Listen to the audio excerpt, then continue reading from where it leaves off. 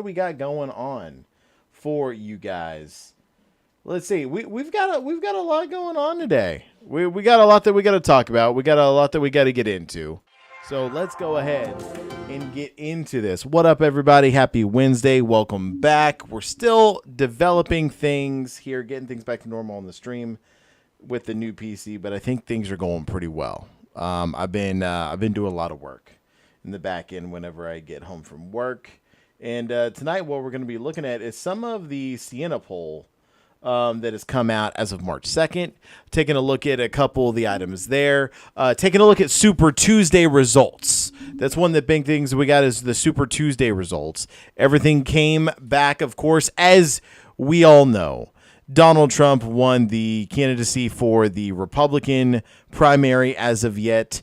It has not been officially announced by the RNC, but that is expected to be within the next week, maybe 2 weeks at most. With that being said, Nikki Haley did drop out earlier today, so she did not endorse Trump, but she did drop out. So Haley's out, Trump is in, and it's going to be a rematch of 2020 is what we're looking at, right? Like a rematch of 2020 and everything that's going in with it that either we want or we don't want. I'll be honest with you. A lot of us don't want it as Americans, but here we are. There is a select few that do. They're loud too. The people that are Trumplicans are just loud. They really like Trump. They like this guy. They like to let everyone know that they like Trump and that they also try to like not only do they shame you if you don't like Trump and if you're adamant, but they always like low-key, like, I mean, you know that Trump is better, right? Like you know, I just like what are you like afraid of the deep, like, right? Like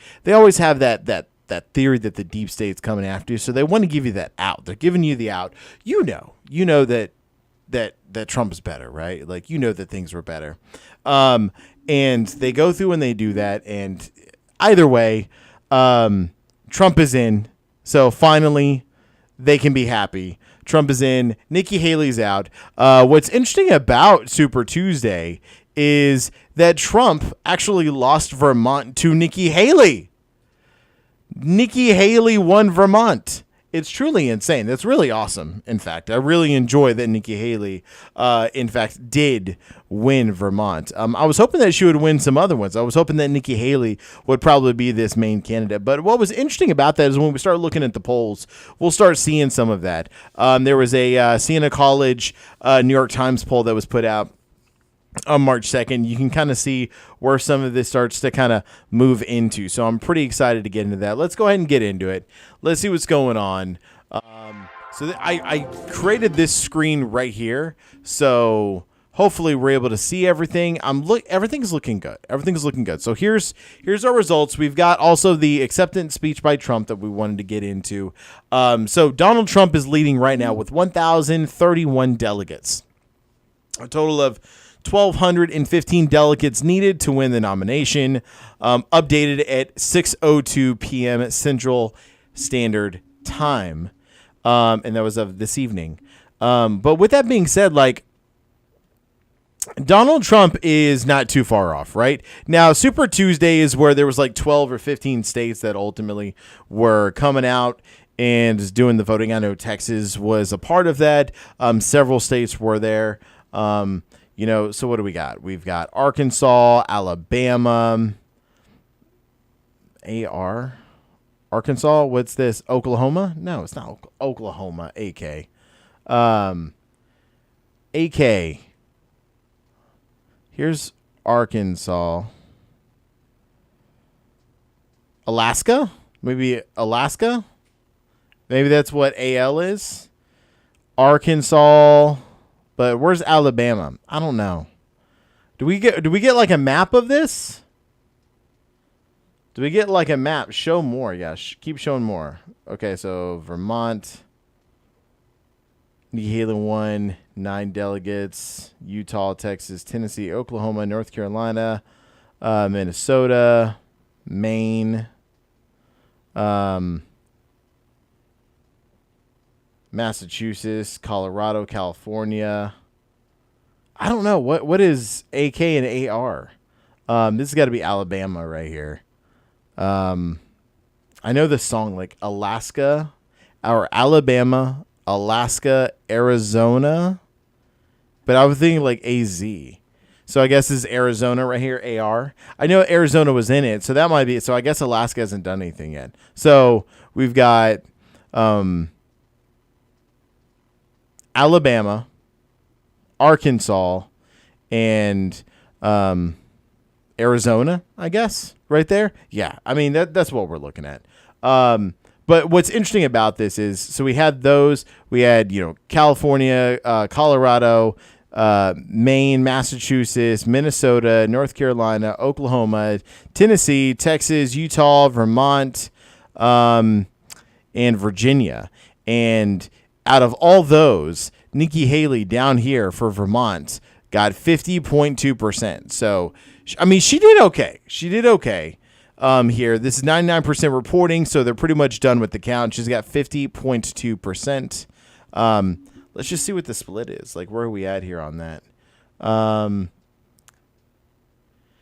Donald Trump got 45.9%. So, that's actually a significant difference in the lead there for Nikki Haley, right? Like, that's pretty crazy. I'm not exactly sure what Nikki Haley was doing here in Vermont that really changed things up, but things did well for her. 50.2%, 36,226 votes she got. Trump got 33,140 votes to obtain a 45.9% amount of votes. Chris Christie did great here, actually. He did better than Ron DeSanctimonious, or Meatball Ron, as we like to call him. So that was pretty neat. Ron DeSantis got 1.3. Chris Christie got 1.4. I mean, this is good for Chris Christie. I'm not saying that Chris Christie was a great candidate. I'm just saying that was good for Chris Christie, because whenever we get into the mix here, let's go back. Whenever we get into the mix here for the overall delegates, you can see that Chris Christie has 0 delegates, didn't win a thing, and pretty much had no traction the whole time. I mean, even Vivek Ramaswamy, which is surprising to me that Vivek Ramaswamy even had 3 delegates. So that's pretty crazy. Good girl, Crystal. What up, Crystal? Welcome in. So Vivek Ramaswamy had 3 delegates. I don't know how this happened. He dropped out January 15th. So I'm not really sure how all this transpired. But, I mean, there's some, I mean, let's just, I mean, where are the 3 delegates from? It had to have just been from overall counties, right? Like, I don't know where we'd be able to see that, because we don't have everything right here other than, like, pretty much Donald Trump and Nikki Haley. Their delegates that were won. I just wish we could have seen where these delegates were from, and you can click on this, but either way. So Donald Trump has 1,031 delegates. Nikki Haley had 89 delegates. Those delegates, I assume, are just going to be, stuck in limbo. Nothing's going to happen. So I don't really know how that's going to transpire. But I can tell you that whatever happened in Vermont was a big thing, because Nikki Haley, it was her her first state that she won. It was her final state that she won, but it was her first state that she won. I'm still perplexed about Vivek Ramaswamy, but man, these are some good stuff. I always like looking at the poll numbers, and I always like looking at the election results, because you get to see things. So the interesting thing is, of course, Republicans are really into Trump, right? Like, they're really into Trump. They really want Trump to win. They really like this guy. Despite what you believe about Trump, despite what he is, they really like Trump. But with that being said, Trump is probably in danger. If you look at a lot of this stuff here, if you look at a lot of the numbers, right? Like, even when you look at some of the polls, the earlier polls, Nikki Haley was not too far behind Trump. Of course, Trump is just beating her down. He's, 50, 55%, 60% of the poll. But as Trump started to lose some of that 60%, moving into that 55% range, then down into the 50% range, Nikki Haley was climbing. She was climbing into 30s. Even at some point, she was in the 40s in polling, right? Now, this didn't save her in the end. But what's important to remember is we're talking about the general election, right? So right now we're talking about the primary runoff. So we're talking about Nikki Haley versus Donald Trump. And it's kind of assumed that a lot of people who are voting for Nikki Haley are probably going to be independents. Because I'll be honest with you, not a lot of people are interested in Joe Biden, right? Like, very few people. I mean, like, I voted for Joe Biden the last go around. I'm not even interested in Joe Biden this go around. I tell you what, I'm not voting for Trump, but I tell you that no one's happy about Joe Biden, right? Like, I don't really know someone who is either a full-fledged Democrat or someone who is an independent that is truly an independent, is not a closet case Republican, that is not happy, like that is happy with Joe Biden. They're not like he's the guy, right? Like, there's concerns. There's mental stability concerns from his age, the cognitive ability. He missteps, he misspeaks. So does Trump, right? So Trump isn't misstepping, but Trump is misspeaking a lot. He's having a lot of flubs. He's confusing Nancy Pelosi, Nikki Haley. He's confusing a lot of people. He's saying different people. Talk about Mercedes versus Melania, someone that was out in the crowd or standing next to him. So there's a lot of flubs with Trump. But Biden looks worse, right? Like, he looks older, even though he's only like, what, 2 years older than Trump. So, or yeah, 2 years older than Trump. So even though there's just 2 years there, those 2 years are a heavy 2 years. And Biden just doesn't have the confidence of the American people. And I mean, I have to agree. Like, I'm not a big Joe Biden fan. I don't think that Joe Biden is the best president ever. I don't think he's a bad president. I think that he was the right president for the right time, and I think that the time has come and gone. In fact, I feel a little duped because one of the things that I don't like, as you know, for my vote, and what I don't like for us as Americans when we vote, is that when we vote for a candidate who says they're going to do something, and of course they never get it done. But with that being said, when we vote for a candidate because of something we corely believe in. I didn't know how Joe Biden was going to handle this. I'm actually quite impressed how he's handled the presidency. But one of the things that I can tell you is that Joe Biden is running a second term. And I was not excited because Joe Biden said that he wouldn't run a second term. He would be a one-term president. The idea was to stop Trump from getting reelected and to show the American people where we were at. And I would be much happier if we did that. And I feel like we shouldn't have just backed Biden because he was an incumbent and wanting to go. I think that that shows some of that ego, that narcissism that can come with these not only rich and powerful people, that can come with the higher class people, that can come with someone who's the United States president. I wish we had someone like George Washington, someone who didn't want to serve but had to serve. And they're like, so this is the job, I'm serving, I'm here, but ultimately, I'm looking to get back home. And I really wish we had more people like that. I do like career politicians. I think that to pass legislation, we do need politicians. We do need people here that are talking, communicating, and whatnot. But, I mean, I do think that we need politicians in our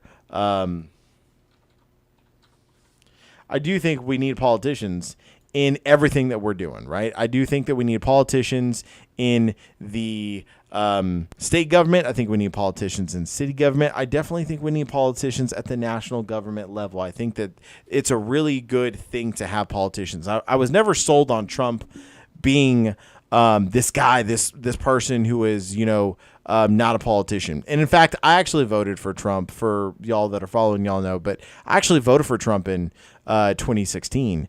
And mainly because I fell for the propaganda that Russia had spread about Hillary Clinton. I do wish that Hillary Clinton was elected. I also think that we might have been in a difficult spot during all that with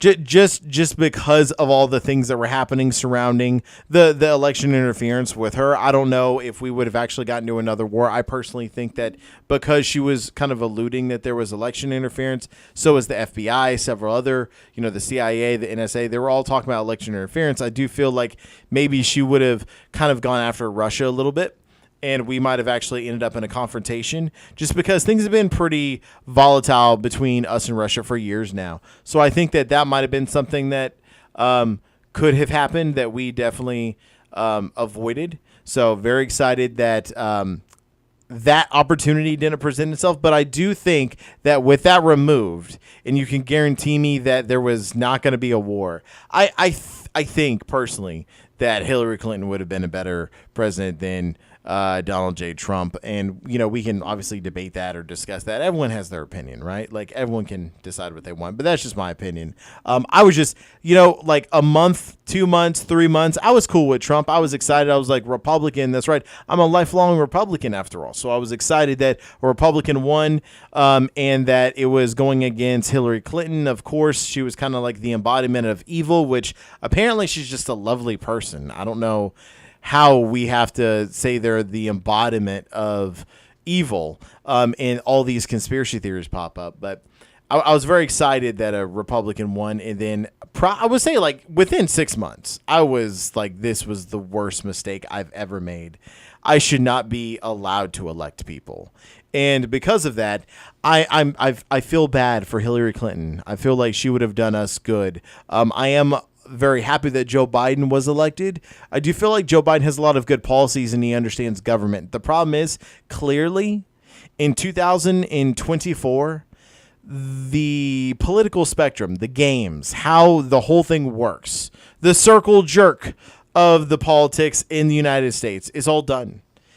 Especially for Joe Biden's view, right? Joe Biden grew up in a different era, and he adapted his policies and he adapted his politics to a style that is no longer a thing. They are no longer here. It's a dead religion. It's a dead language. It's gone. And I think that Joe Biden probably would have been a much better president in maybe the 90s or the early 2000s, or even the 80s.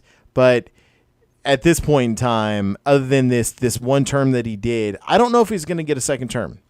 I'm still not sure what's going on. Deep down, I'm pretty concerned that we're gonna lose to Trump. And we can say, what's the worst that's gonna happen if we let Trump win? And you're right. Democracy held last time; it could hold this time. My concern is his closeness to Putin, and the fact that we have the ability to go down this slippery slope and to eventually slide into a digressive situation where we become the new Russia, like we become the new Soviet Union, and we end up losing a lot of our freedoms. And the CCP, the People's Republic of China. So I'm very concerned about that. The guy really likes dictators. I'm not sure why. This President Xi Jinping, he is brilliant. He runs like 1 billion people, Trump says. And I just don't understand how we can be happy with how President Xi rules 1 billion people. How he's able to have so much control over 1 billion people. The government doesn't need control, right? Like, that's the big thing. And that's what's funny about today's Republicans. I'm just an old Republican. They'll call me a rhino. They'll call you a rhino. But the idea is that I'm just an old school Republican. It doesn't matter what your religion is. It doesn't matter if you have a Satanist flag or if you have some weird Christian flag. It doesn't matter to me. It doesn't matter what your sexual orientation is. It doesn't matter about what your gender or sex is. If it's not affecting me, like literally you're making me reassign myself into a gender, you're making me become a religion, you're making me believe a certain way, I don't care. Like, do it. And I think that you have the right to do it. And I think that we should all agree that everyone has the right to do it. I don't, I don't know why Republicans kind of shifted at some point, but they did. They started to get more intrusive. And I want to say it's probably the religious, aspect to the Republicans, my people, that they really use religion as a weapon. And I'm pretty scared about that. Obviously white nationalism is insane. Also, white Christian nationalism is even worse.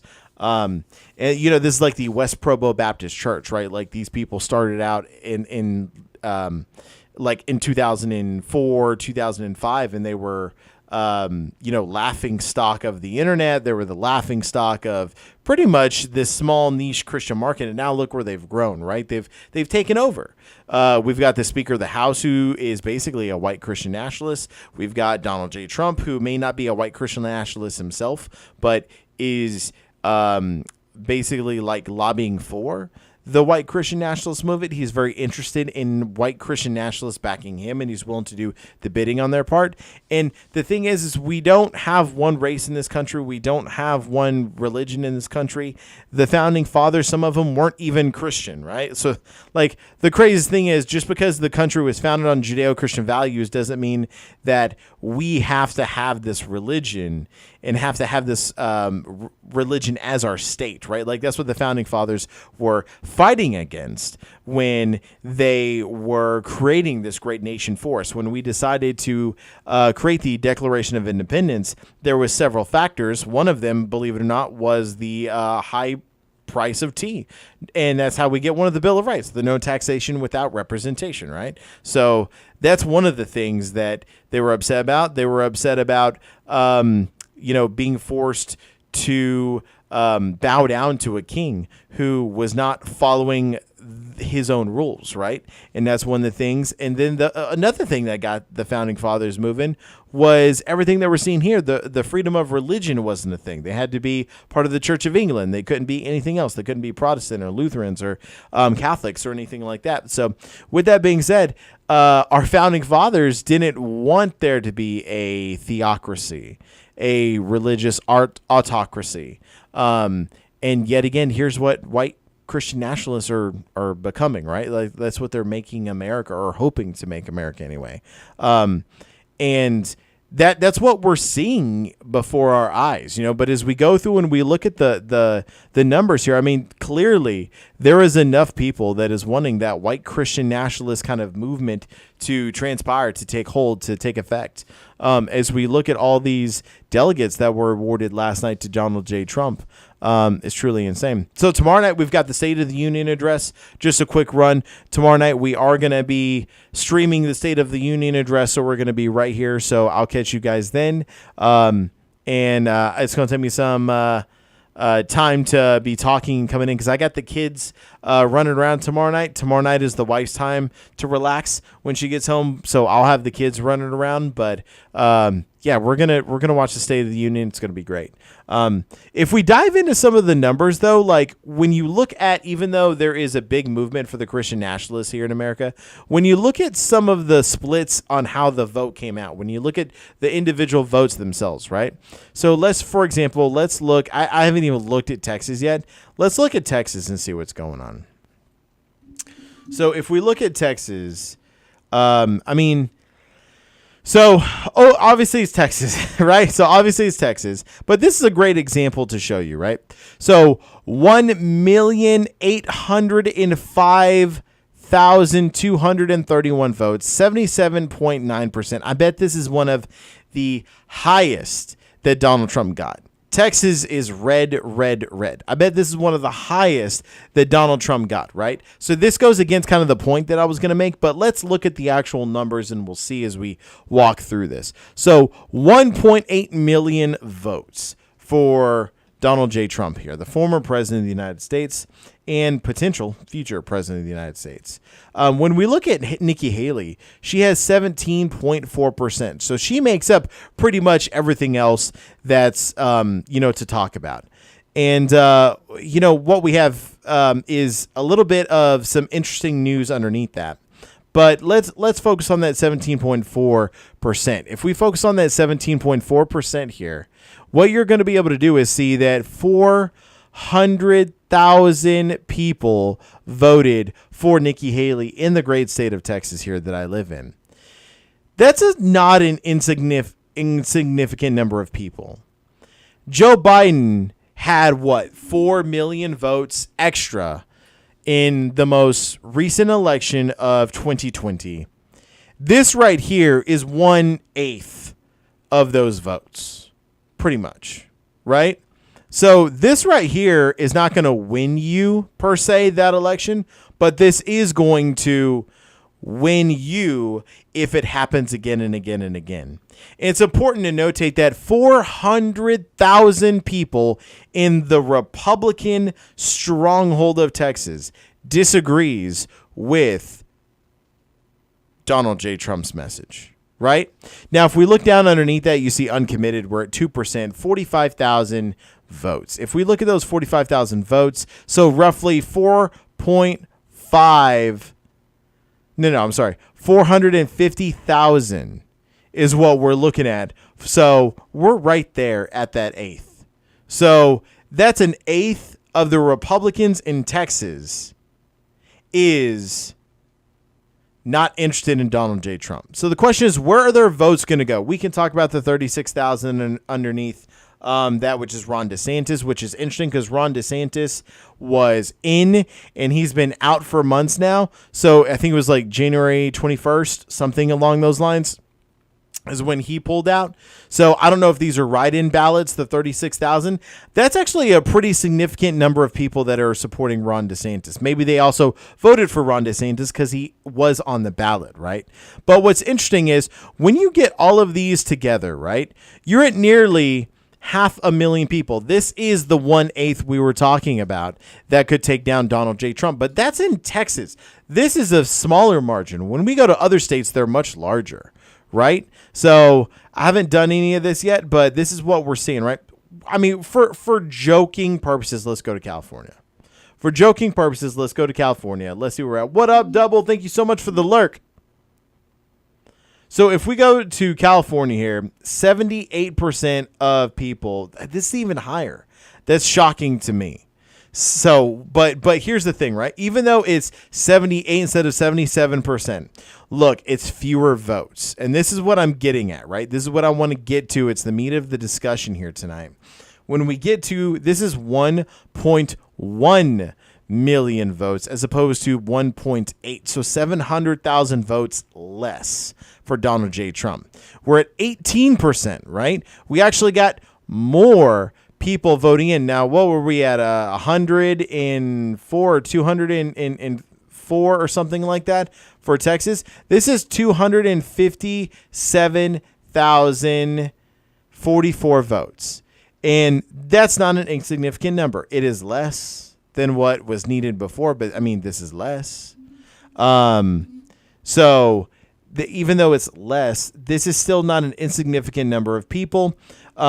I don't know where the uncommitted would be. I don't see any uncommitted. So this could be something going on with the individual state and how they put everything up. Rebecca or Rachel Swift. What's going on here? Rachel Swift. I didn't even know this person was running. All right, Rachel Swift, Wiki, Rachel Swift, right here. Rachel Swift. I don't know. Like, I've never even heard of this person. Interesting, though, nevertheless. Like, look at all these people that were running in California. Just to segue here. Asa Hutchinson. I mean, poor Asa Hutchinson. Asa Hutchinson pumped in millions and got nowhere. I don't know how much Ryan Brinkley or David Stukenberg put in, but I mean, Asa Hutchinson put in tens of millions of dollars and got 2,148 votes. So that's pretty crazy. That was a waste of money. You know, don't y'all wish that money could go to us? Some of the money that they are going through and wasting away. Don't you wish that could go to? I do. I wish it would go to us. So back to where we're at. So if we look here, Donald J. Trump got the 1.1 million votes. Nikki Haley got 257,000 votes. Ron DeSantis got 21,000 votes here in California. That's crazy. So let's look at another state, and then you're going to start to see this trend pick up here. Let's go to Colorado, right? Colorado, Trump was on the ballot. Removed from the ballot. So here we go. We see now here a significantly lower percentage of the poll that he got. Nikki Haley got significantly higher percentage, right? She doubled in the percentage rates. So 63.2%, 535,000 votes, nearly 536,000 votes. Nikki Haley got 33.6% of the vote, nearly 285,000 votes. 285,000 votes is half of what Trump got. So if you just look at that alone between those two, because we just have these two candidates, if this was a normal primary, I mean, Nikki Haley got half of what Trump got, right? So that's pretty impressive. And my point is not that she's going to win the Republican primary and that she's going to be the candidate that Republicans want. My point is when we get to the general election and we start looking at what is going on at the end of the line, when people start filing away, when people start getting ready to cast those votes, what's going to happen? Are these Nikki Haley supporters going to vote for Donald J. Trump? Or are they going to vote for a Nikki Haley stand-in? And by stand-in, I mean, is that a third party? Is it going to be Joe Biden? Is it going to be RFK Jr.? I don't know. But whatever it is, I think this is going to hurt Trump more. As RFK Jr. is going to hurt Joe Biden more, because of that tie to the Kennedys, I feel like this scenario with Nikki Haley is going to hurt Trump significantly more. Now, here's what's interesting. This one I wasn't expecting, but 83.2%. But look at how many votes we got, right? Not even 500,000 votes. It's not even the amount of votes that we just had in Colorado. Yeah, Colorado. So this is Alabama. So not even that amount of votes. All right. A lot more of the percentage, not even that amount of votes, though. But Nikki Haley's still back to where she was at. She's at 13%. So she was at 30%, a little bit north. She's back down to 13%. But this is not an insignificant number of people. 77,000 votes. Imagine if this were general election turnout votes and we needed between a Republican and a Democrat, and it's pretty neck and neck across most states. Obviously, Texas, the South not. Obviously, the North not for Republicans. But still, in those battleground states, Wisconsin, you're talking about Wisconsin, Georgia, sometimes Florida. You're talking about Michigan. In these states, right? The ones that actually count, the ones that decide the election. If we had 77,000 votes that could swing either way, this is a big deal for whoever is not going to get these votes. Because that means that they are at a significant disadvantage.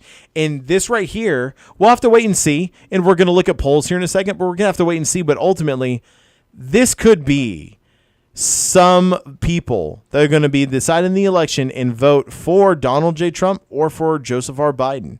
And the question is, if they were on the Nikki Haley train and they lasted this entire time, we got to Super Tuesday. They're voting on Super Tuesday. 77,564 people voted for Nikki Haley. Why weren't they on the Trump train before? If they weren't on the Trump train before, then how come Trump thinks that he can get these people? I mean, I'm not really sure if they were never Trumpers or if they were not willing to ride that train, then where are they going to go? The same argument is for Biden, though, right? Like, what does Biden think that he's going to be able to do to be able to get these Nikki Haley voters? Well, I can tell you that they aren't Trump supporters. So that right there is a win for Joe Biden, right? That they're not Trump supporters. So there's a start. We'll see what happens. We'll have to see how this goes. But what's more important here is that when you look at the breakdown between these two Republican candidates, you really see a difference than the Democratic Party, right? The Democrats are holding together much steadfaster, much stronger, even though Republicans are winning in the polls as far as Donald Trump versus Joe Biden. Democrats as a party are staying together. Republicans are divided. It's like the House, right? The House is a mess. No one can get anything done in the House of Representatives right now. But Republicans are divided, and these numbers show that. 77,000 is not a lot of people. But this 77,000 will swing a state for a candidate in the general election, especially a state that is already a contentious battleground state like Wisconsin, Michigan, Florida. These states right here are the ones that Georgia, these are the ones that decide elections. We all know Texas is red. We all know that Massachusetts is blue. We know this. This is tried and true. It's always happening. But when we look at the numbers, 77,000 people still this far into the game. The ship is going down. It's on fire. Nikki Haley still pulled 77,564 votes to her cause last night at Super Tuesday. And that's something to be scared of if you're Donald Trump. I think it's something that is probably a plus if you're Joe Biden. We can talk about RFK. RFK seems to be pulling votes from Joe Biden. I think that RFK is a big joke, though. He's not really polling that well. He's not even at 7%. But I think that in those battleground states, every vote counts.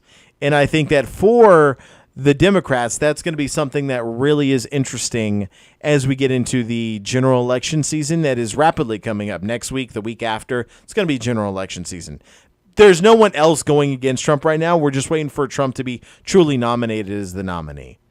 So there's that. And I think that was important for everything to know. I like this picture, though. What's funny is I kind of agree with Trump on some of these pictures. They really need to use the nice pictures, not the bad one where he has like the gut hanging out and he's playing golf, which, by the way, that's actually the photo. He said that it wasn't the photo. That is actually the photo. What's funny is it was an AI generated or computer photoshopped one where he's like got like a six-pack playing. Like, Trump does not have a six-pack, okay? I don't know what kind of egotistical maniac he really thinks we are. And I don't know who actually believes that. But if you truly believe that Trump is like that trim and fit at nearly 80 years old, no. You're delusional, but whatever. No shock, right? No shock. Let's look at Joe Biden real quick. Let's look at everything that was happening in Joe Biden. We haven't looked at Illinois. Let's look at Illinois real quick. Boom. Or Iowa. Sorry, that was Iowa. 90%, 11,000 people, right? So the thing is with Iowa that these are caucuses. So, caucuses are not the biggest thing because you have to go into people's house. But, by the way, can we all agree that a caucus versus a primary is weird? But when you look at the percentages, right, Joe Biden is dominating. So, basically, for Marianne Williamson, which I am honestly surprised because, Marianne Williamson is getting just north of the amount of followers that we have on Twitch. 268 people is what Marianne Williamson is getting to show up in random houses across Iowa. Dean Phillips is ended up with 362, which is like a slap to Marianne Williamson in the face because Dean Phillips hasn't done a damn thing as a Democratic presidential candidate. Uncommitted 3.9% of 480 people voted. This is significant. This is a significant tell, and this is something we can talk about, but this is a big worry for Democrats, right? All the uncommitteds that are happening. We saw in Michigan the uncommitteds that were happening in protest of the primary because of everything that was happening for over in Gaza and Palestine, what's happening to the Palestinian people. So that's what these uncommitteds are for. Also, the uncommitteds here, because I'm not sure what's going on in Iowa. It could just be people that don't support a Democrat right now because, these people are not going to win. They're also not very good at policy. Joe Biden, they just probably are not fond of, right? Maybe a Gavin Newsom, anything like that they could support, but I don't know. But ultimately 3.9%, 480 votes, nothing. But it's important to remember that Iowa is a caucus, right? So let's take a look at a non-caucus state real quick. Should be Colorado. Should be a non-caucus state. That was a primary election. So what we have right here is 82.7% in Colorado. This is a significant jump in the amount of people that we have in Joe Biden versus Donald Trump. 82% in Colorado. Great. I think he had 60 something percent. of the vote. So 468,000 people turned out to vote for Joe Biden, the incumbent. That's a great number. Here's the thing, though. When we look at the non-committed, that's 50,000 people. This is not far off from that 77,000 we were talking about earlier. The 77,000 was a big deal then. It's going to be a big deal here. If they don't agree in Colorado that Joe Biden is going to be a better person or a better president than Donald Trump, and these 50,000 people decide to swing the vote to Donald Trump, that could really turn this state, right? You can turn it from blue to red. Colorado back in the early 2000s and 90s used to be a flip state. It was a purple state, you know. Right now it's mainly blue, but still, it is what it is. But if we look right here real quick, that 50,000 people that is uncommitted, that's not an insignificant number. It is only 8.8% of the overall general vote in the population that's there, but still, never mind that. It's still 50,000 votes when we were talking about 77,000 earlier. I just don't feel like Joe Biden is really understanding how big of a deal this is for him going into the general election. Let's look at Texas. Big state. Normally red. Here we are. It was 1.8 million people voted here in Texas. It's not really blue. The city of Austin's blue. The city of Houston's blue. The city of Dallas, Fort Worth is blue. San Antonio's blue. But really all the other cities and the areas of Texas, which is a lot. It takes 14 hours to cross Texas driving at like 70 miles an hour. It's a big state, is all red. Everything else is all red. So if we look here, 826,445 people voted for Joe Biden. This is significantly less than those that voted for President Trump. President Trump did have a higher percentage here in Texas, but when we look at everything, 826,000 people, 445 in Texas, is significantly more than what we had previously. And they keep on going. In fact, if we go through and we look here, we don't even have a uncommitted run here. So that's pretty good. Marianne Williamson did great here. 4.5%. This is phenomenal for Marianne Williamson. 4.5%. 43,500 even votes at Super Tuesday. She did great. She's still a psycho, but she did great. This is a good state for her in the future, just for her campaign raising and selling books and, you know, whatever Marianne Williamson's looking to do. I mean, this is a great state. Let's see if we can find another Marianne Williamson great state while we're talking mess about everyone here. You know, we haven't looked at Utah. Let's go north. Let's go Oklahoma. Let's go to Old Okie. Okay, let's go to Old Okie. See where we're at. Oklahoma. Primary Democratic. So 66,000 people voted, 824. Joe Biden, 73% of the vote. Marianne Williamson did 9.1%, everybody. 8,349 votes. This is phenomenal. She did great. All right, let's continue up Tornado Alley. Did we have Kansas at all, or Minnesota, Massachusetts? Let's see like a good northern stronghold, Massachusetts, right? Let's see what's going on in Massachusetts. 82%, 500,000 people voted. No preference, right? Oh, we dropped on Marianne Williamson. We dropped down from that 9% as we go further north. Joe Biden's just a bigger name, but also no preference. So we see a lot of Democrats up north not wanting to vote for Joe Biden in the next election. We have 9.3% of the vote, 58,817. That is a significant number of people right here that do not want to vote for Joe Biden. If he breaks that 10% barrier, I don't know especially if that goes more than one state, I don't know what's going to happen. That 10% of the vote can swing the vote, right? So you lose that edge that you have. I mean, when you look at everything, the economy is doing great. Unemployment is as low as it's ever been. Most Americans have health care. More Americans have health care coverage than at any other point in time in American history. And when you look at everything going on, it should be a smooth sail right into the general election for Joe Biden, right? But it's not. It's not a smooth sail. We've got Trump, who is nipping at his toes, and also kind of overtaking him in the lead in the polls.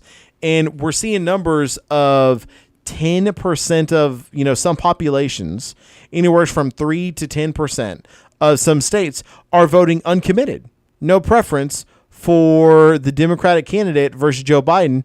They're either doing that because of his mental stability and cognitive ability, or they're doing that in protest of the Gazan people and everything happening with Israel and Gaza right now.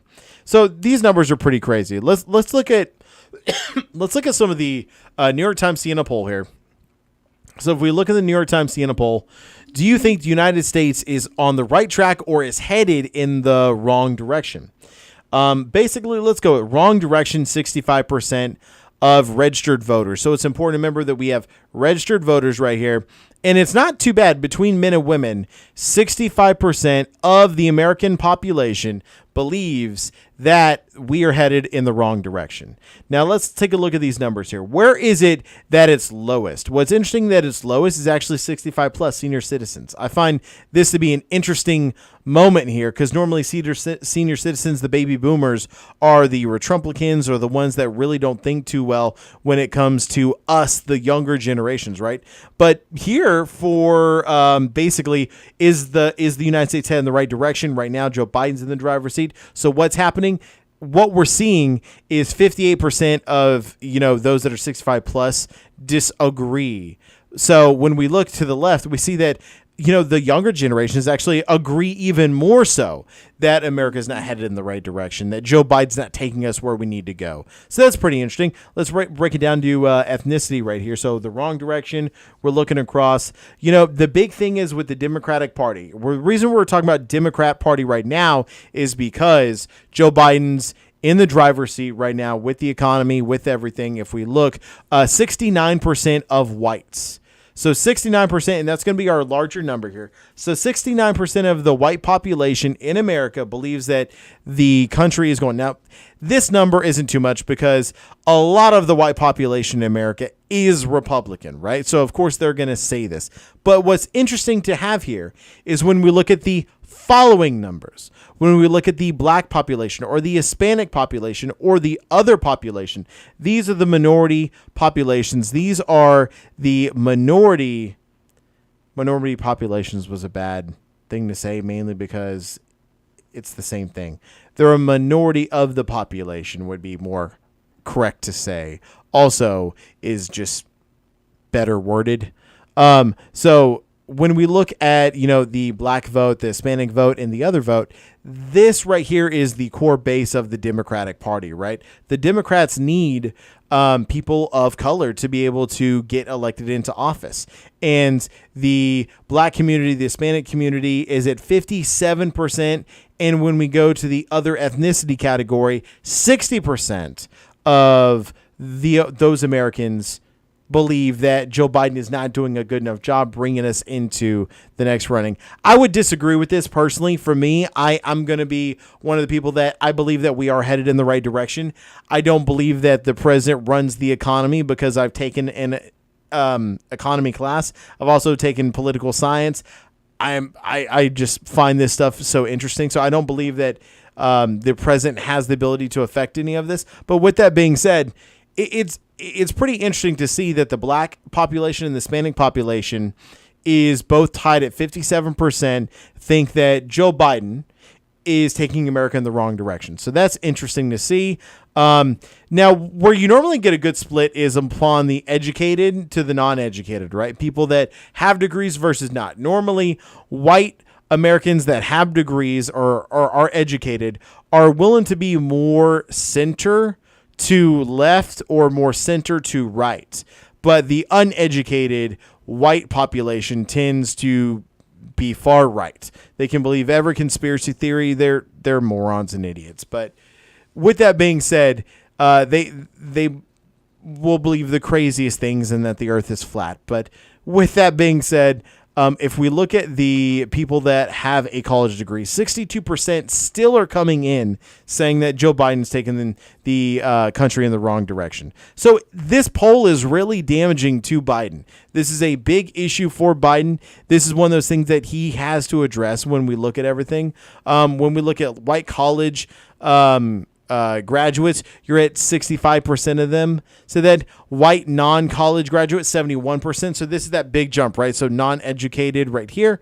Non-white college is 54%. So, this is damaging as well. So this is roughly just north of 50% of what would be normally like the white Hispanic population.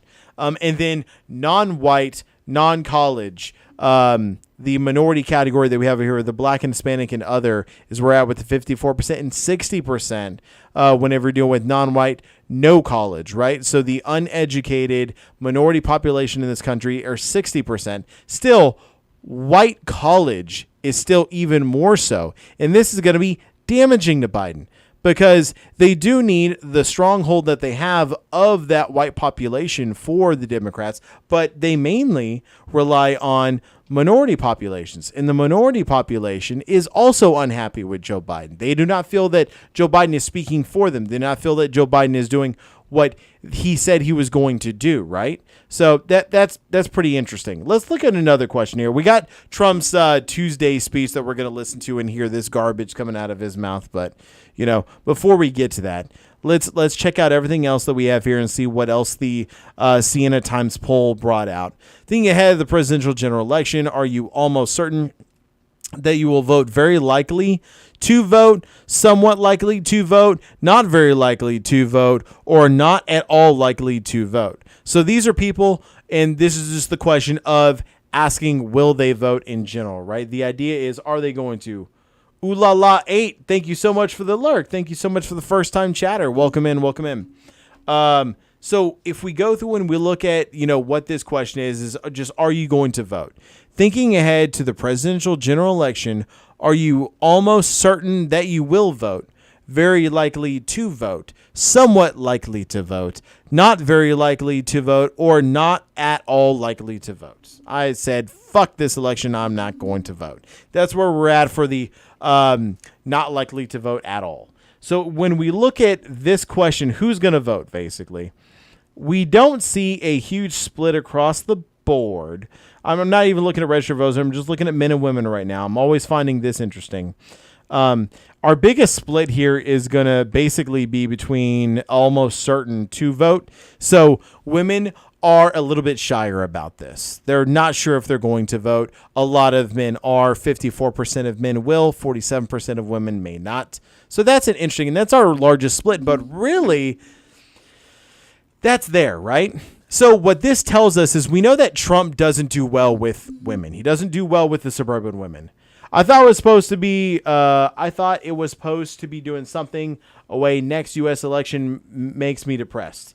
Well, the U.S. depression also makes me depressed as well. The two candidates that we have are not good candidates. I'm not a Trumplican at all and do not support Trump in any way. He's a criminal. He's a crook. He's a rapist. He's a lot of things. But with that being said, Joe Biden's not the best guy. I feel like he's too old. He's losing his mental grip on reality. I feel like a lot of people think that, right? I'm not saying that I won't vote for Joe Biden. I'm also not saying that I will. I think I probably will this election if it comes down to these two. I just wish we had another candidate. I have been thinking about the weight of my ballot and like what that would be if I decided to vote for myself or Harambe. I don't know. They're just going to throw it out. Because it doesn't matter. But still, with that being said, I wonder what would happen if I voted for Harambe. I wonder how many of us in 2024 are going to vote for Harambe. So I don't know. Ooh la la 8. I don't know.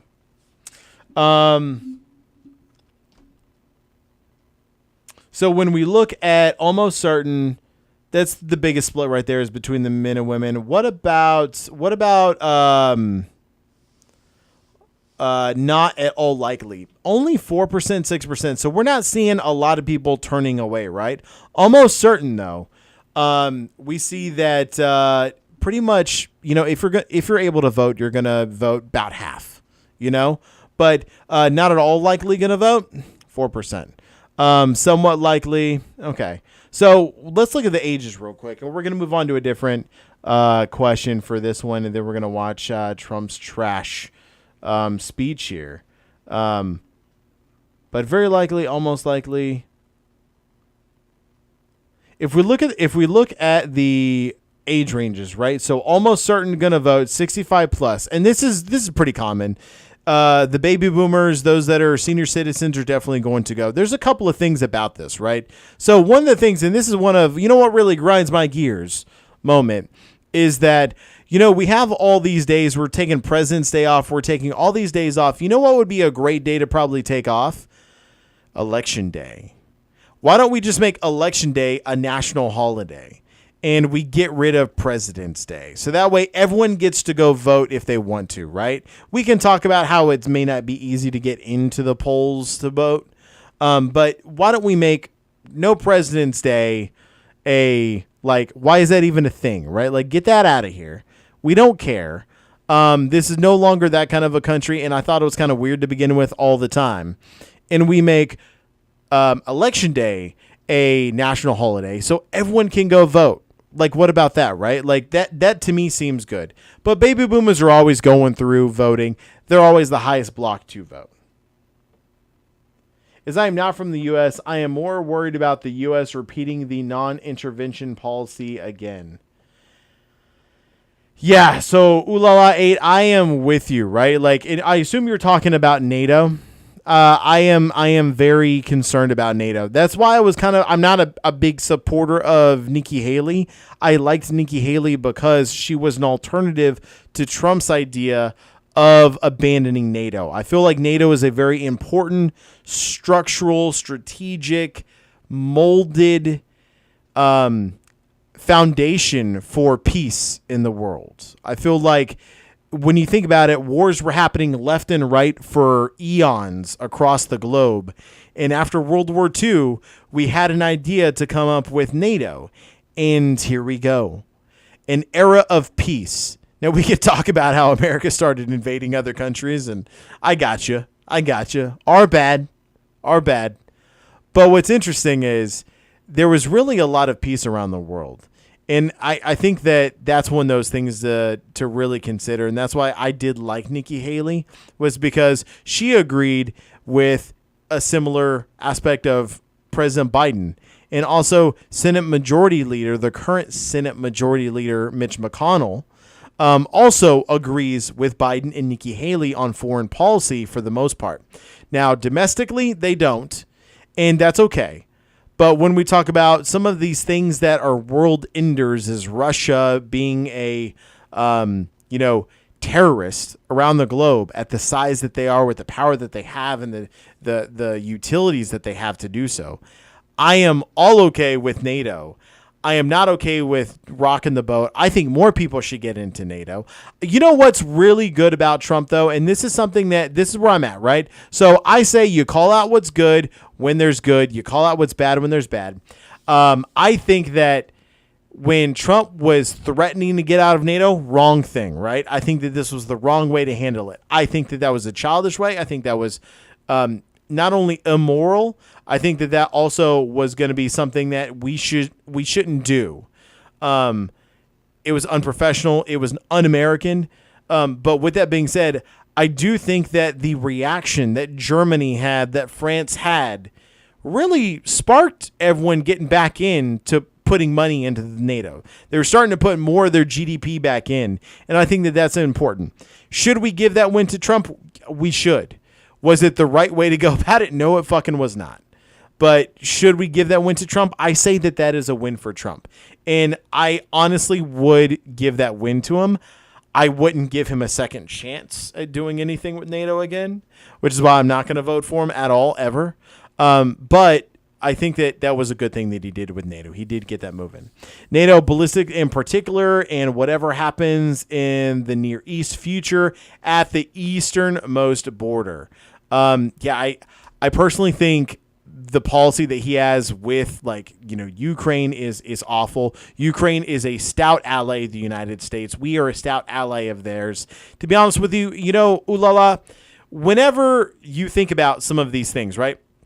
Whenever you think about the fact that we went into Afghanistan. We've been in wars. They cost trillions of dollars at times. They cost hundreds of billions of dollars just to get troops over there. And if they go long enough, they're going to cost trillions of dollars. There is trillions of dollars of debt added to the national deficit here in the United States because of Iraq and Afghanistan. It cost us $75 billion to send aid over to Ukraine.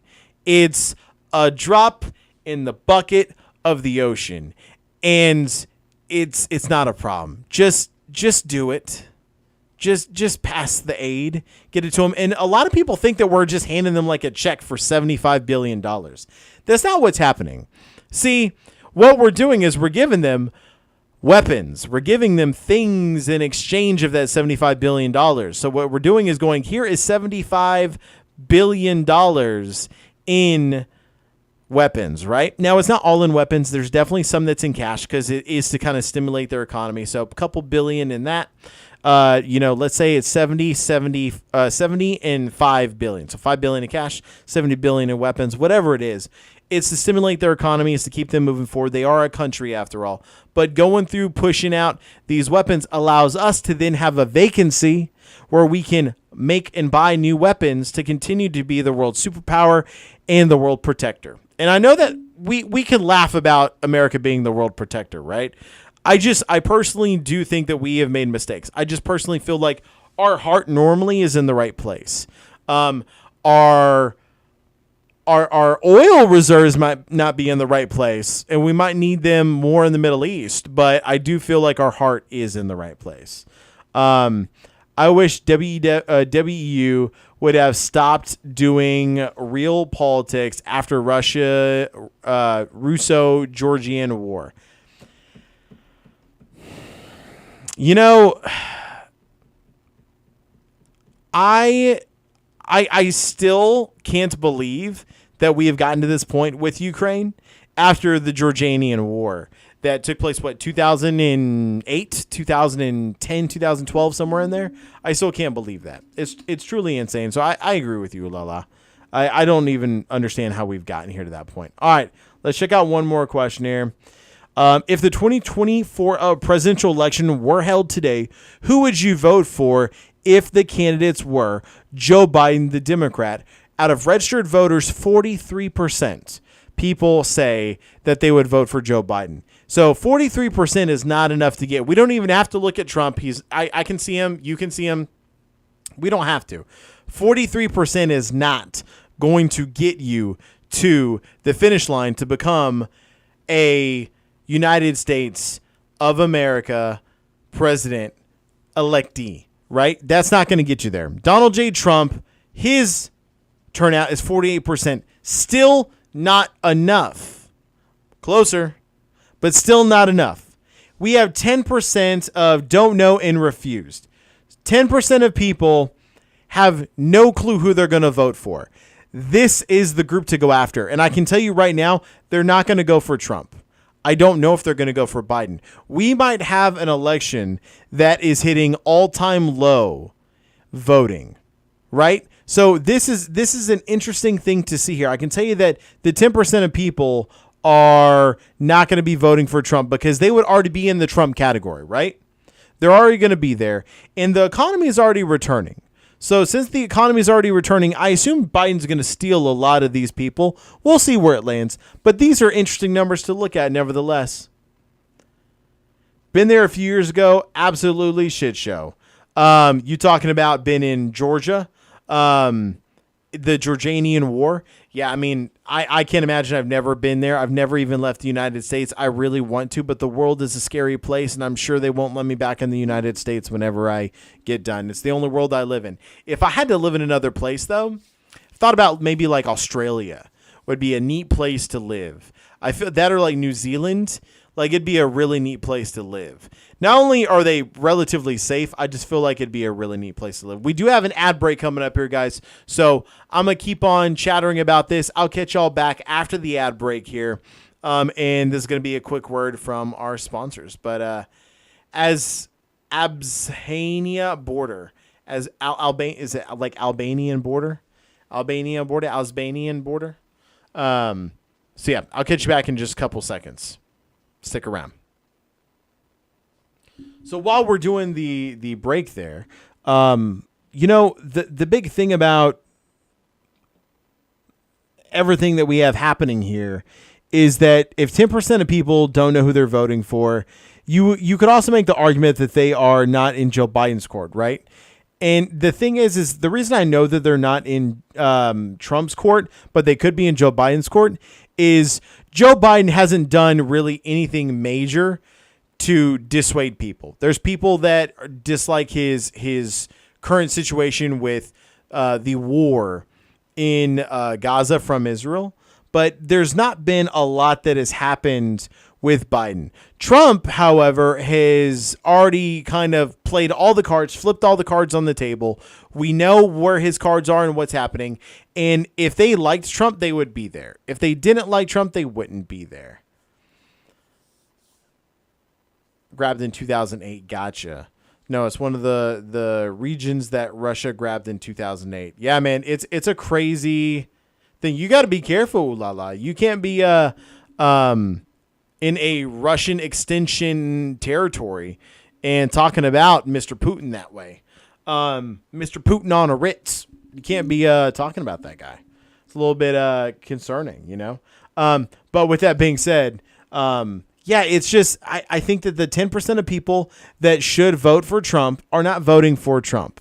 I think the 10% of people that could vote for Joe Biden still have a chance to, because what they're doing is wanting to see what happens in Gaza. Also, they're wanting to see how many people, like, you know, pull back. Does pulling back their vote do anything to prove their narrative, right? To say that people in Gaza do need help, that we do need to send aid, that we need to stop this war that Israel has from becoming an endless war, right? But ultimately, when it comes down to voting day, they live in America. And America is a stabilizer across the globe. And if they wanted to vote for Trump, they would have already been there. Because people don't move back to Trump. You're either there or you're not. People move away from Trump, but you're either there or you're not. And I'm interested to see what the total number of votes is after the close of the election from the 2020 race to the 2024 race, and see how Trump actually has less votes. I'm interested to see that. It looks like it's going to be one of the lowest voting turnouts that we've had. I've been there. I live there. Yeah, I mean, like it's a bad thing living under a regime like that, right? Like, you could even say that about, you know, the Trump era. You can say that about the Biden era here in the United States. Clearly two different worlds, though, as you're in a lot more present danger over there, but still, nevertheless. Oh, I saw that 20 minutes ago you just followed. Thank you so much for the follow, ooh la la. Thank you so much. Unvaccinated suburban fellow, or unvaccinated suburban followed you. Thank you so much 23 minutes ago. Thank you for that follow, guys. You know, just going through, you know, Republican, Democrat, whether you're an American or you're not, I just like talking politics. I like shooting the shit. And let's get to this video with Trump right here. I don't think there's anything else we need to go over. We can bring this back next week. I can tell you that the State of the Union address is tomorrow. We're going to go forward and watch the State of the Union address right here. And it's going to be fun. I'm going to have it on. We can watch it. We can talk about it a little bit. And we can have fun in the chat. But with that being said, before we move into this video here, and then we're going to end the stream, I do want to point out that we've been doing great. I'm going to bring up the fact that just on YouTube and TikTok, we've been doing phenomenal. So I really appreciate the follows, appreciate the likes, the shares, everything like that. So please go forward and follow me on those platforms if you already hadn't done that. And that's kind of how we keep the podcast going and everything. I am looking to get the podcast uploaded weekly to Spotify, and it's going to be The Political Gamer on Spotify. So once we get that taken care of, I'll let you guys know. Other than that, let's move into the next segment here. And it's going to be the one that closes out. We got to listen to this dumpster fire that is Trump's victory speech and see how bad this gets messed up. So let's go. Let me know if the audio is good. I'm going to check everything while we're moving. But let's see what this sounds like. From Haley or see Haley tonight. Let's listen to Donald Trump right now, who remains the front runner for the Republican nomination. Let's watch. Well, thank you very much. They call it Super Tuesday for a reason. This is a big one. And they tell me, the pundits and otherwise, that there's never been one like this. There's never been anything. They call it Super so Tuesday. conclusive. This was an amazing night, an amazing day. It's been an incredible period of time. They call it Super Tuesday for a reason, Our guys. country's history. It's been sad in so many ways, but I think it's going to be inspiring because we're going to do something that, frankly, nobody's been able to do for a long time. It's always something that no one's ever been able to do. I'm not really sure how Trump is like Jesus 2.0 that walks on the earth and is doing things that people didn't know about or has never done. No one thought that a Republican would have the majority of the votes running through at Sandy Hook Promise on Super Tuesday. On December 14th, like, 2012. My 7-year. Oh, attacking Ukraine. I know what that was. I'm not going to I'm not going to watch that. That was bad. That was Sandy Hook Elementary. Running things, they were broke. They didn't have money for Hamas. They didn't have money for Hezbollah. We had no inflation. Inflation is destroying the middle class. It's destroying everything. Inflation, if you look back over the history, a man of words. Hundreds of years back, inflation is called a country buster. And that's what it's doing to our country. What's happened with inflation has been unbelievable.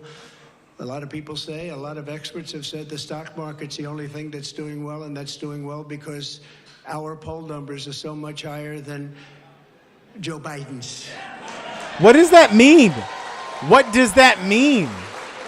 The only reason the stock market's doing well is because of my poll numbers? What the fuck does that mean? There's never been anything like what's happening to our country. Today it was announced that 325,000 people were flown in from parts unknown. Migrants were flown in, airplane, not going through borders, not going through that great Texas barrier that I was with the governor of Texas, Greg Abbott, the other day, and we were looking at the job they're doing. But in the Greg Abbott is the governor of Texas. He's our governor. I feel like he's going to be the presidential running mate. I feel like he is going to be the VP running mate for Trump. Came out, it was unbelievable. I said, that must be a mistake. They flew 325,000 migrants, flew them in over the borders, into our country. So that really tells you where they're coming from. They want open borders, and open borders are going to destroy our country. I feel like these are like Afghanistan refugees that flew in, and this is the numbers that he's talking about. I mean, imagine flying 300,000 people in. I feel like that's a lie. I don't even know what he's referencing because I live in Texas, and everyone's coming from across the border when there is even a big problem. Like some of the guys standing right in front of me, right? Big futures, big, fat, beautiful futures. Oh, I'd love to be your age. I'd pay you a lot of money to be your age. But I have no idea what he's talking about here. Some tremendously talented people in this room, including tremendously talented political people that have helped me right from the beginning. We had the safest border in the history. Look down in the right-hand corner. I don't know how Ramaswamy got 3 delegates. I still don't know it. I'm perplexed by that. With 28,000 soldiers because we wanted them. That's why, and they said we won't do Dark that. Sage 9117. Thank you so much for the follow. They did. It was an easy negotiation, but we had the safest border, the best numbers we've ever had, and now we have the worst numbers probably in the history of the world. It's sad to see what's happening to our cities. Our cities are being overrun with migrant crime, and that's Biden migrant crime. But it's a new category of crime, and it's violent, where they'll stand in the middle of a street and have fistfights. Wow, with police that's officers, really and they do interesting. that Dark in their Sage, countries. that's a But when they really came, interesting observation. they'd be I know New killed Hampshire is an interesting instantly. place, but I didn't realize that it's wouldn't almost do like that. flip-flop, right? So the On some of world those is beliefs or laughing at us. The whatnot. world is That's an taking interesting advantage of us. tidbit. 3 years I'm going to ago, look for we that. were I think that's level, going to be we were great. energy Let's look independent, we were gonna be at New virtually Hampshire energy dominant, and today we're on getting election oil night. from I'm going to have to Venezuela. see Can you that. believe it? Do you have any like, you know, Doing numbers on that oil. any You know what we're doing? numbers We're from the refining the oil. 2020 election We have a that refinery for that oil. It's you know fully you could full of quote cars. that kind of help us It's understand what's terrible. going We on? have real stuff.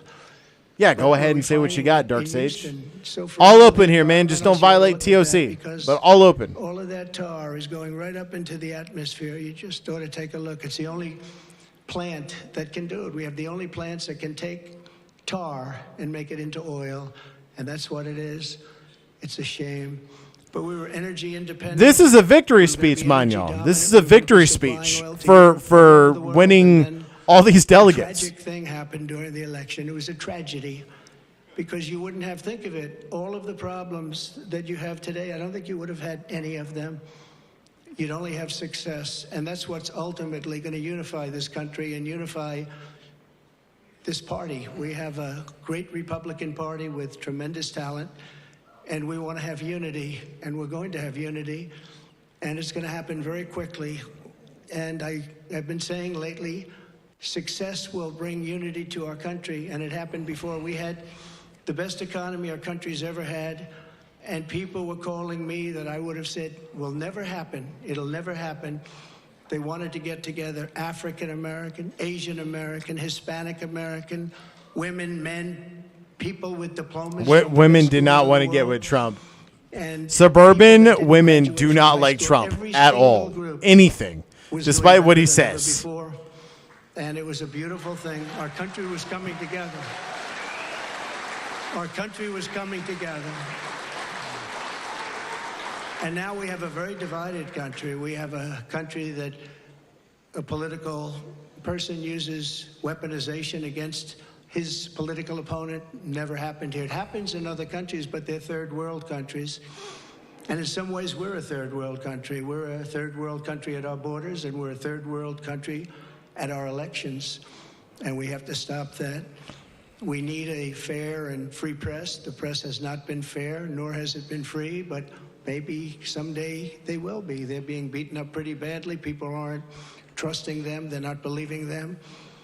And really, it's a very important fact. So, Dark Sage, you're saying New Hampshire Democrats are more conservative on a certain issue, such as guns in Texas.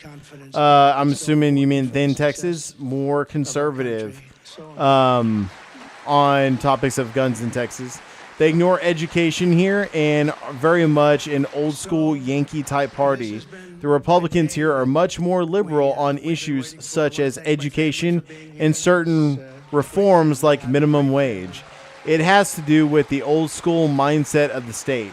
Yes, you are national left-it, most votes Democrat, but most Democrats here on the state level are actually conservative. So I think that that's a valid point. I've talked about this for years, how conservatives do not mean that you're a Republican, right? You can be a conservative Democrat. You can be a liberal Republican. I like to call myself a liberal Republican, but I tell you what, I'm not a Retrumplican. And I'm a very liberal Republican. I'm actually a registered Republican in the state of Texas. I do like guns, but I like reform on guns. I don't think you should just be able to buy anything you want. I think that you need to have a background check. I think that, you know what, if we're going to give people the ability to have high-power rifles, that they should have a background check and that the government should know about this gun. I'll be honest with you. The Second Amendment does not say the right to bear arms. The Second Amendment says the right to form a well-regulated militia. Regulated. So I think that you have the right to, but it's regulated. And I think that just because the United States military has tanks, you should not have tanks. The other thing is, even if you did have tanks, you don't fucking know how to use it. The military is going to kill you like that. It's to stop a tyrannical government. Guess what? The tyrannical government ain't going to stop. Okay, it's going to keep on coming. The other important thing to remember is American citizens make up the government and those that work in it and those that serve in it. They're not going to kill their own brothers and sisters. So there you go. But yeah, that's an interesting thing about New Hampshire. That's really neat to know. Stanley Cup for $2? Wait.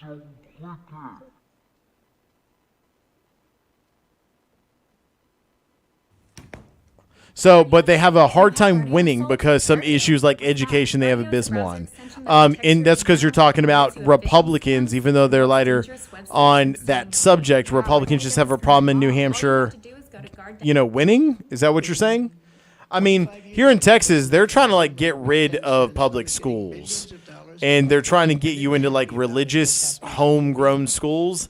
Not a big fan of that at all. There's reasons for things having happened, but they were not so happy with certain things, I guess, based on things that took place. But we were getting along with everybody. We were getting along, and we were respected by everybody. We had no wars. Remember when I had the debate with Hillary Clinton? She said, look at him. Look at that personality. He's going to cause wars. I said, no, my personality is going to keep us out of wars. And that's what happened. In all fairness here. In all fairness, he didn't have a war in his presidency. I will tell you this, though. It was his idea to leave Afghanistan. He actually would have left earlier. So whenever he blames Joe Biden for how Afghanistan happened, that was his plan, and he actually started the plan in motion. Plans in motion don't stop when the president changes, right? Like, you can't just stop a withdrawal. You can't just do a withdrawal, right? Once it gets motion and moving, you kind of got to go with it. It's the weight that takes you off the ledge of the cliff when you stop too short. So we got along very well with China until COVID. That was a little bit too much as far as I was concerned. That was too much. Couldn't take that one. But we made a trade deal with China that I don't even talk about. $50 billion a year in product they bought from our farmers, our manufacturers.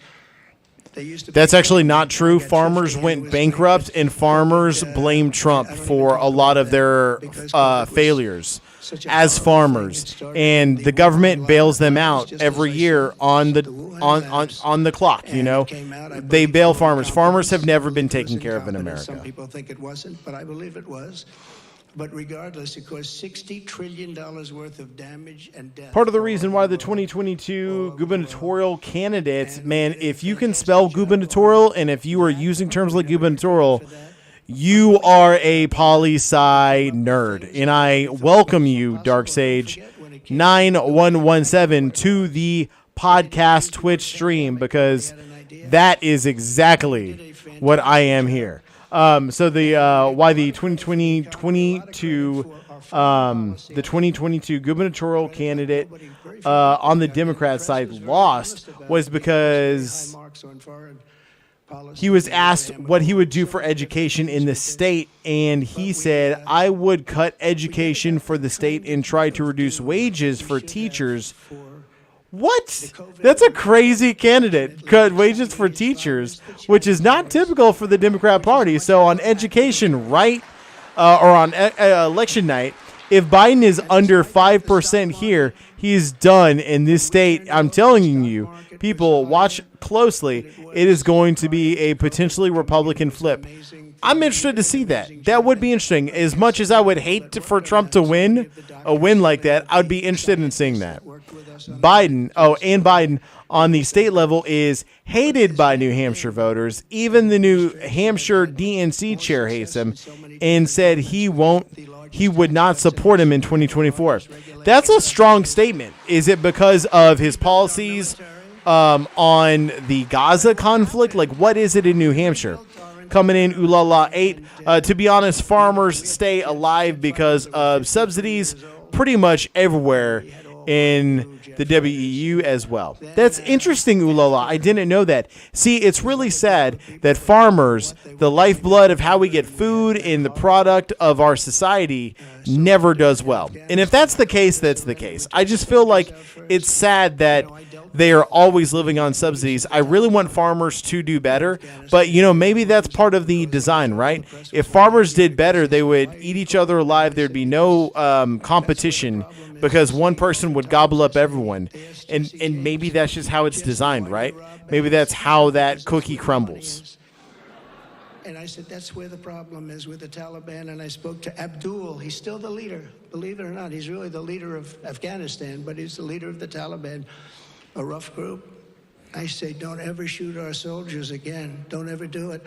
Very interesting. What happened is that we were having during the they shot our soldiers. That's what happened. Previously, they were shooting a lot of our soldiers, and I let them know. I said, don't ever let that happen. I said, Otherwise, food would be too expensive. They would corner the market, and foreign competition would kill local production. Yeah, exactly. And then we had that horrible, horrible withdrawal where we lost 13 soldiers, 38 horribly wounded. It was your withdrawal.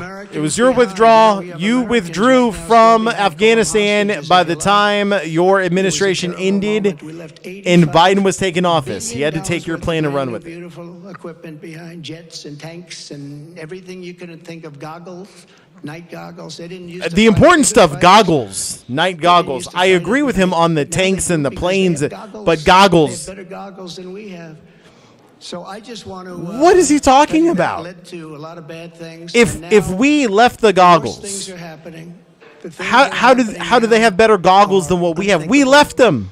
And they're unthinkable. We left them. We have millions of people. It's really insane. This guy's insane. Invading our country. This is an invasion. This is the worst invasion probably. I know. We've never The had stuff anything happening in like it. Poland is No insane. country has ever I'm had not anything sure. like it. I mean, I'm so happy that the world is responding. I'm so happy that Ukraine was able to get grain out. What, 2 weeks ago, last week? Ukraine was able to take out the flagship of Russia, and they were able to get some grain out. Fantastic. You know, I'm excited. I really thought Ukraine was going to just be smushed within like a month. They weren't, and my heart was beating. I was so happy for them. I was hoping that they'd be able to fend off Russia. Just if we fed them a little bit of grain here and there, we'd be able to defeat Russia yet again. You know, the do-nothing house of Republicans right now will do nothing. We are a very libertarian-style state, so a lot of progressive ideas like the Green New Deal and not doing more with Palestine turns off people in the state. And his policies on stuff like the border are not idea as we like. I mean, Dark Sage, let me ask you, how were you feeling about the big border deal that, you know, may not have been a true, really good border deal if Republicans had all three chambers? But you consider that Republicans almost never have all three chambers. We had a deal that caused progressive Democrats to run away, and Republicans who were bidding on the deal were like, yes, this is a good deal. What did you feel about that bill as it was smushed by this guy? But we're going to win this election because we have no choice. If we lose the election, we're not going to have a country left. Same. I've been a like 30-minute walk away from the front line in Thank you very much. In first few weeks. Oh my goodness. And we love our country. Ooh la la, that is insane. I can't believe like the fear that you must have being that close to Russian territory in the front lines. It's insane. Place, a magnificent country, and it's so sad to see how far it's come and gone. When you look at the depths of where it's gone, we can't let that happen. We're going to straighten it out. We're going to close our borders. We're going to drill, baby, drill. We're going to get the inflation down. We don't know what drill, baby, drill means. We're drilling right now in the United States more than ever. Greater than ever before, and we're going to do it quickly. We're going to do it quickly. It's going to go fast. We have to get the criminals out. We have many, many criminals that have entered our country. We have people coming in from such bad places, and we're going to have to get them out. We have murderers. We focus on the criminals that are coming here, and of course there's criminals that are coming here, but we never focus on the good people. Like, America was built on immigration, and we never focus on the good people, and I find that to be disturbing. And I say many large percentages, they come in through the more of disbelief than fear, I guess. I mean, I can understand that as well. I personally would be scared because I'm in the United States. We just don't have these issues, but more of disbelief, I can be that way. A lot of bad people. Because I can feel you. Can't live like this. Our cities are choking to death. Our states are dying, and frankly, our country is dying. Liberty Twitcher, thank you so much for the follow just a minute ago. Thank you. Than ever before. Thank you very much. It's been a big night. Thank you very much. It has been a big night, buddy. It was a big night. Oh my goodness. What a big night. The 2024 primary results. What a sweep for both of them. So, you know, the thing is also in closing here, we had issues with obviously Nikki Haley winning one of Trump's states, which was Vermont. But, you know, when I saw that, I said, how is this going to be countered in Republican propaganda media? And I tell you, they made it sound so crazy when Joe Biden lost American Samoa. Now, the American Samoas, it's important to know that this is a caucus. It is not a primary. It's also important to know that American Samoa is one of, I'm not going to say insignificant because they are Americans and every American vote counts and is a significant vote. They are the smallest population of delegates in everything.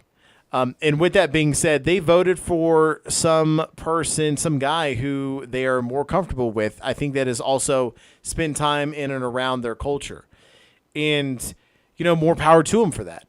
The Republicans painted it as American Samoa said hell no to Joe Biden. I mean, who gives a fuck? You know, like, who cared? That's not something that counts. American Samoa does not make or break a candidate in any way. If you didn't hear Joe Biden, if he had won American Samoa, go ahead and thank you so much for winning American Samoa. If Trump had won American Samoa, you wouldn't have heard that. If he had lost to American Samoa, he would probably say that they're not real Americans or some that or the other. Biden didn't say that. And that's kind of like my point with how I'm voting or deciding to vote. But, you know, it's insane that this is the politics that we're at. In closing here, so Dark Sage 9117, let me say this as well. You ever noticed in New Hampshire why most governors are Republican and why our state chamber goes back and forth? We prefer a more liberal, moderate Republican than what Democrats have done here. Sanu and his father are beloved in the state, and before Jenna Sheehan, Democrats here almost always were the more conservative type who would struggle to win, and if they did, they would mostly cut back on key programs. That's really sad that Democrats were cutting back on key programs. That means it's more of a conservative Democrat. What's interesting in what you're describing here, Dark Sage, is more of a traditional Southern Democrat, is what it sounds like to me. And more of a liberal Republican. You might be the last stronghold of the true conservative Democrat and liberal Republican, because that ain't happening anywhere else.